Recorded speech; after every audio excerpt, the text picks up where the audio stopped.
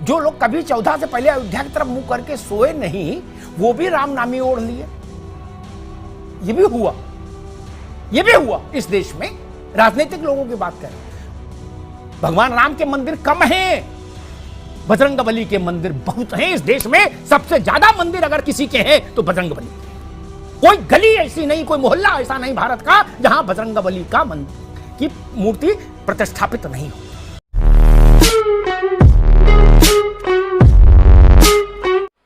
मजा नहीं आ रहा है। नमस्कार दोस्तों, मेरा नाम है प्रदीप। आप देख रहे हैं प्राइम डिबेट शो। जैसे कि आप जानते हैं, कर्नाटक में इलेक्शन होने वाले हैं। बीजेपी और कांग्रेस दोनों ने अपने अपने मैनिफेस्टो पेश किए हैं। कांग्रेस के मैनिफेस्टो में है कि वो पीएफआई के साथ बजरंग दल को भी बैन कर देंगे। हालांकि ये तुलना बनती नहीं है कि पीएफआई के साथ बजरंग दल का कंपेयर किया जाए। इसी पर यह डिबेट चल रही थी। इस डिबेट में कांग्रेस की प्रवक्ता के साथ अमिताभ सर की बहुत बड़ी कहा सुनी हुई है, लेकिन वो दिखा नहीं सकता क्योंकि वीडियो बहुत ही ज़्यादा लंबी हो जाएगी और वीडियो लेंथी हो जाएगी। इसलिए इस डिबेट के बाद अमिताभ अग्निहोत्री सर ने जो ऐसी ऐसी बातें कही, ऐसी ऐसी जानकारी दी, वो आपको देखना जरूरी है। तो ये मुख्य वीडियो मैं आपके लिए लेके आया हूँ, बहुत ही ढूंढ के, और अच्छी वीडियो। ये पूरा वीडियो जरूर देखिए दोस्तों। तो चलिए देखते हैं वीडियो। कुछ सवाल ऐसे होते हैं जो देश के मन में गड़ जाते हैं। मैं एक उदाहरण देता हूं, अच्छा लगे तो भी अच्छी बात है और खराब लगे तो भी। जो तथ्य तो बदलता नहीं, वो हमको अच्छा लगे तो अच्छा और खराब लगे तो चद्दर तान के सो जाओ। आप तथ्य को नहीं बदल सकते। भारत का विभाजन हुआ, इस तथ्य को कोई माइकल बदल सकता नहीं। जवाहरलाल नेहरू पहले प्रधानमंत्री थे, कोई बदल सकता नहीं। आपको अच्छे लगे तो भी, ना लगे तो भी, ठीक। इसलिए वैसे ही तथ्य रखूंगा। भाई तू आग में पेट्रोल क्यों डाल रहा है? हर आदमी अब जो एक फजील है, मेरे दोस्त फजील अहमद साहब ने 14 का जिक्र किया एक दूसरे सेंस में कि 14 के बाद क्या हुआ। 14 के बाद यह भी हुआ, जो लोग कभी उधर अयोध्या की तरफ मुंह करके सोए नहीं, फजील अहमद अब बीच में भी इंटरवीन मत करेगा, जो लोग कभी 14 से पहले अयोध्या की तरफ मुंह करके सोए नहीं, वो भी राम नामी ओढ़ लिए। यह भी हुआ इस देश में। राजनीतिक लोगों की बात कर रहा हूं। और एक सवाल खड़ा होता है, सब लोग, कांग्रेस ने कहा कि हमारा तो अयोध्या से पुराना नाता है, हमने ताला खुलवाया, हमने शिलान्यास करवाया, हमने पूजा आरती राग भोग भगवान का करवाया। मैं पूछता हूं, गांधी परिवार से सोनिया जी, राहुल जी, प्रियंका जी रामलला के दर्शन करने गए कभी? नहीं। कोई समस्या थी? दर्शन पर तो रोक कभी नहीं थी। पूजा सुप्रीम कोर्ट की मंजूरी से हो रही थी, क्या समस्या है? कोई अवैध तो थी नहीं पूजा, वैध पूजा थी, सुप्रीम कोर्ट के आदेश से पूजा थी, सरकार के फंड से पैसा जाता था पूजा का। क्या गए कभी? नहीं गए। सोनिया जी नहीं गई, राहुल गांधी नहीं गए, प्रियंका गांधी नहीं गई। क्यों भाई? राम सबके हैं। ये आप कह रहे हो कि हमारे भाजपा से ज्यादा राम है, ठीक बात है, हम सहमत हैं। कभी रामनवमी पर रामलला के दर्शन कर आते? नहीं ना। आपके मुख्यमंत्री नहीं गए अयोध्या, क्यों? अस्पृश्य जगह है अयोध्या। समाजवादी पार्टी के मुख्यमंत्री नहीं गए, ना मुलायम सिंह जी गए और ना अखिलेश जी गए, मायावती जी नहीं गई, क्यों? तुम्हें शर्म है? कुछ शर्म आया है? कल्याण सिंह गए और योगी आदित्यनाथ।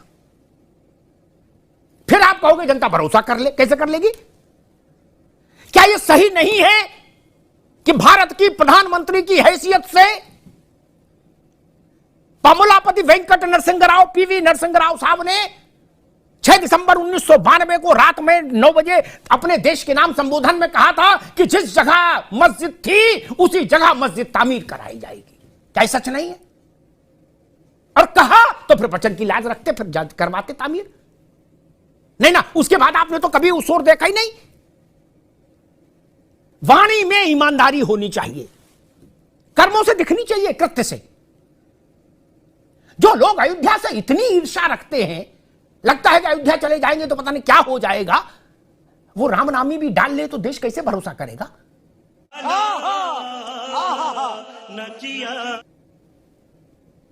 मैंने कई लोगों से प्रश्न पूछा व्यक्तिगत बातचीत में भी कि भाई आप अयोध्या क्यों नहीं गए? आप लोग प्रतापगढ़ गए प्रचार करने, गोंडा गए, फैजाबाद शहर गए, अयोध्या नहीं गए, क्यों? डर है वहां, पुलिस पकड़ लेती? वो लंका, रावण की लंका थी क्या? क्यों नहीं गए? हाँ, सब लोग कह रहे कि राम कर्ण, भाई हम तो राम के लिए देखे क्या क्या किया, ताला खुलवाया, शिलान्यास कराया, ऐसे वीडियो भी कुछ बने हैं, कांग्रेस के समर्थकों ने बनाए हैं कि कांग्रेस ने अयोध्या के लिए क्या क्या किया। मैं कह रहा हूं सारी बात ठीक हो जाती, सोनिया जी जाके दर्शन कर आती है एक बार। अब तो रामलला का मंदिर अभी भी जहां विराजमान है वो जगह अच्छी है, अब तो फुर्सत है, इतना हाई तोबा भी नहीं। जाके कर्नाटक चुनाव के बाद राहुल जी प्रियंका जी दोनों जाके वहां पूजा अर्चना कर ले, रामलला की क्या दिक्कत है? नहीं, इसलिए ये चीज देखती है भारतीय जनता पार्टी और कांग्रेस और ओवैसी की पार्टी और समाजवादी और बसपा, इनके जन्म से रामलला नहीं आए। रामलला तो तब से है अनादि अनंत, वे पार्टियों के भरोसे हैं। गजब बेइज्जती है कि ये पार्टी करेगी कि वो पार्टी। और दूसरी बात,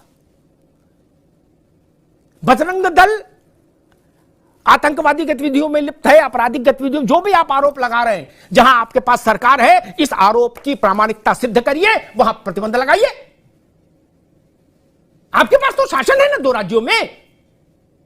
भूपेश जी करे अगर ऐसा जरूरत पड़ी तो लगा देंगे, इसका मतलब अभी तक जरूरत नहीं पड़ी, लगाइए ना।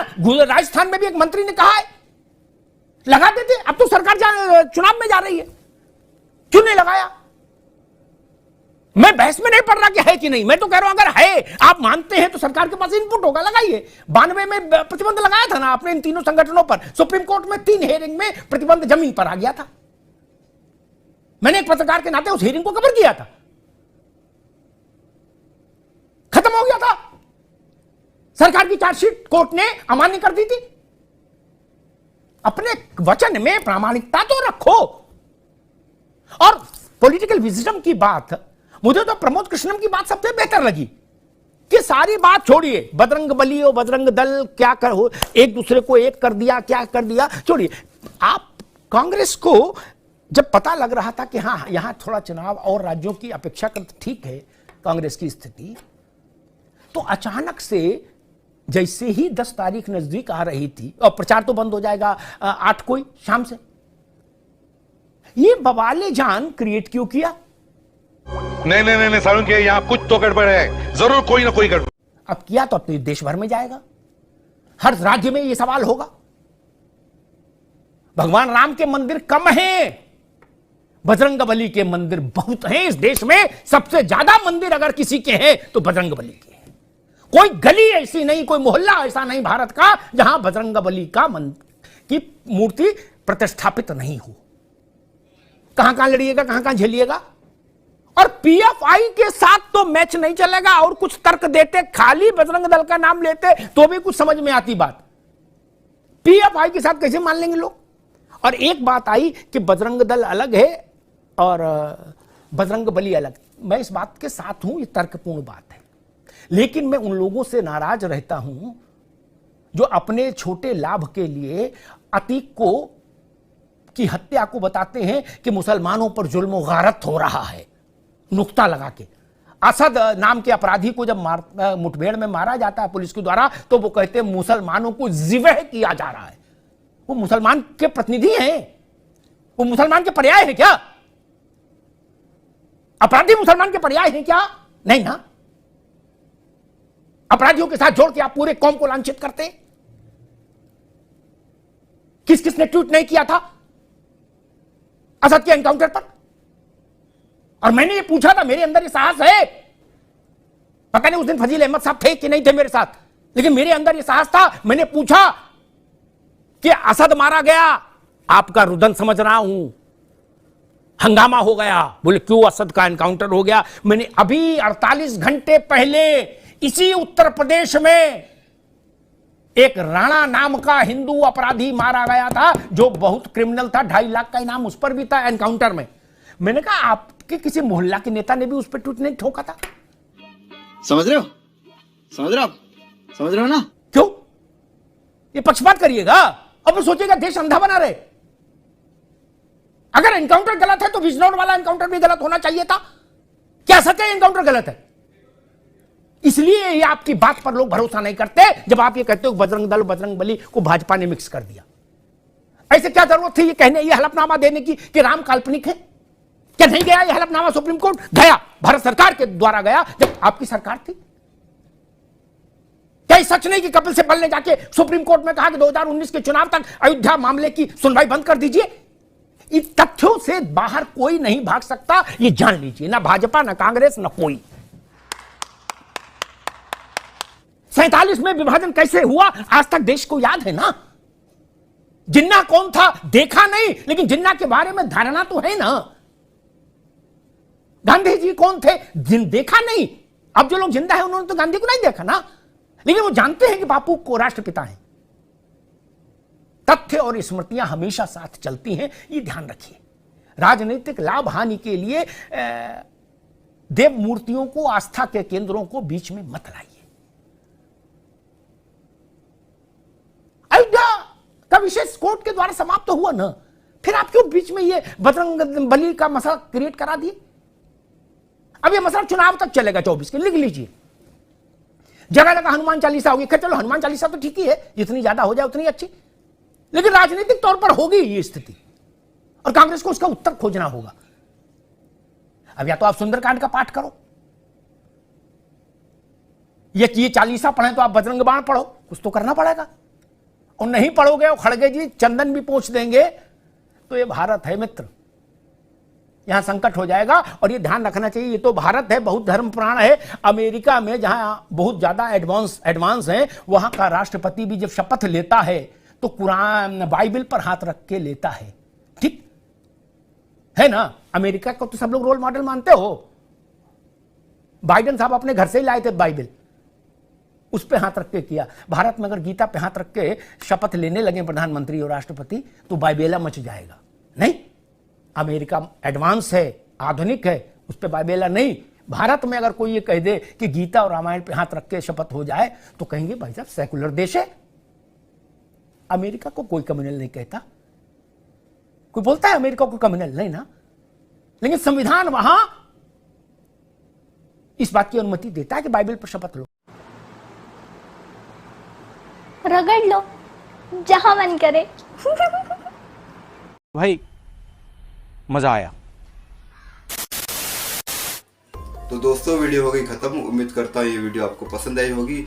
इसके पहले भी आपने अमिताभ अग्निहोत्री सर के वीडियो में मुझे बहुत प्यार दिया, आप लोगों ने बहुत ही अप्रिशिएट किया मुझे, और मैं उसी की वजह से सोचा कि ये भी वीडियो बहुत ही ज़्यादा ज़रूरी है, इसलिए ये वीडियो मैं लेके आया। उम्मीद करता हूँ आप इस वीडियो को भी उतना ही प्यार दोगे और मुझे सपोर्ट करोगे। अगर वीडियो पसंद आई और चैनल में पहली बार आए तो चैनल सब्सक्राइब करते जरूर जाना। मिलता हूँ आपसे अगले वीडियो में, तब तक के लिए जय हिंद, वंदे मातरम।